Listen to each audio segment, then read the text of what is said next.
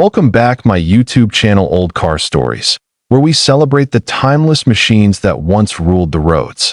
Today, we take a nostalgic journey back to the early 1960s and shine the spotlight on a unique piece of American automotive history, the 1963 Pontiac Tempest.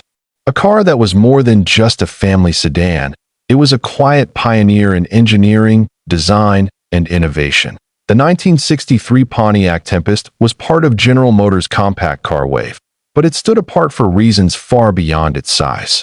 Positioned below the more luxurious Pontiac Bonneville and sporty Catalina, the Tempest was Pontiac's answer to a changing market, one that was beginning to favor economy, practicality, and versatility, without completely sacrificing performance. Pontiac introduced the Tempest in 1961, but by 1963, the model had evolved significantly. This was the final year of the first-generation Tempest, and Pontiac made sure it left a lasting impression. With subtle design changes and improved engineering, the 1963 Tempest marked a turning point before the model would grow larger and adopt a more traditional layout the following year. One of the most remarkable things about the Tempest was its drivetrain. While many compacts of the era used front-engine, rear-drive setups with traditional driveshafts, the Tempest featured something called a rope drive, a flexible drive shaft that ran inside a torque tube. This unique system helped keep the car's floor lower, improving interior space without compromising performance. Powering the 1963 Tempest was a range of engines that gave buyers choices depending on their needs. The standard engine was a 195 cubic inch inline-4, which was essentially half of Pontiac's 389 V8. It offered decent power for daily driving, but could be a bit rough. For those wanting more punch, there was also a 215 cubic inch aluminum V8 sourced from Buick, as well as the powerful 326 V8 in the Tempest Le Mans and Tempest Custom models. Speaking of the Le Mans, it's important to mention that by 1963, this trim level had become something special. Originally just an upgrade package, the Le Mans name started to hint at sportier ambitions. With the 326 V8 and upgraded trim, it planted the seeds for what would later become one of Pontiac's most iconic cars, the GTO, which would debut the very next year. The styling of the 1963 Tempest was conservative but elegant. It featured a revised grille and cleaner lines compared to earlier models.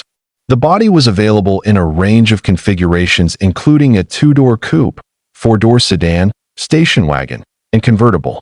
This variety made the Tempest accessible to a wide range of buyers, from young families to retirees. Inside, the Tempest balanced simplicity with comfort.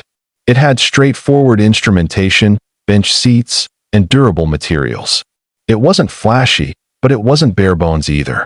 It was exactly what many American families were looking for: dependable, honest, and easy to maintain. The ride quality was another area where the Tempest stood out. Thanks to its rear transaxle and independent rear suspension, the car had better weight distribution than most of its competitors.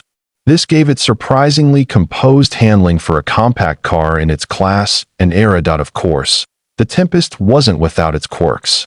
That rope drive system, while innovative, could be a headache to service. And the half-A V8 four-cylinder engine, while clever in concept, was known for being noisy and not as refined as some of the newer inline-sixes hitting the market. Still, these trade-offs didn't diminish the Tempest's appeal. In fact, they added to its charm. It was a car that dared to be different. It didn't just follow the crowd. It took engineering risks in an effort to create a better compact car experience. That spirit of innovation is something Pontiac was known for during its heyday.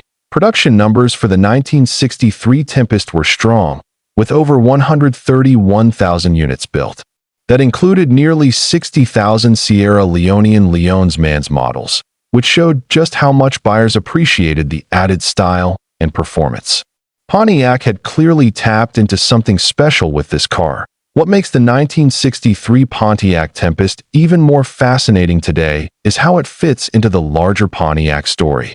It was the link between the sensible early Tempests and the high-performance muscle cars that would define the brand in the late 60s. Without the Tempest, there would be no GTO. And without the GTO, the American muscle car era would have looked very different. For collectors and enthusiasts, the 1963 Tempest remains a bit of a hidden gem.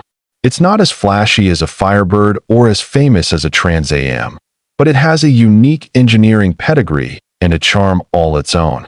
It's the kind of car that rewards those who look a little deeper into automotive history. Finding a well-preserved example today can be a bit of a treasure hunt. But for those lucky enough to own one, the Tempest offers a driving experience that's raw, mechanical, and deeply satisfying. It's a direct connection to a time when Detroit wasn't afraid to experiment. Even in its most affordable cars, the 1963 model year also represents the end of an era. Starting in 1964, the Tempest would grow in size and adopt a more conventional layout, abandoning the rope drive and rear transaxle. That makes the 1963 Tempest the last of the original concept, a swan song for a truly unique design.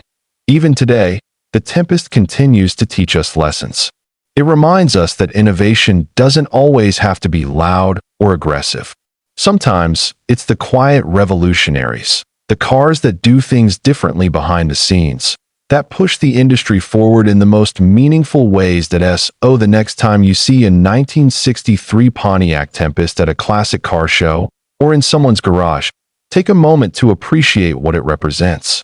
Not just a mode of transportation, but a chapter in the story of American automotive ingenuity. Thanks for joining us on this trip down memory lane. If you enjoyed today's episode, don't forget to like, share, and subscribe for more journeys into automotive history.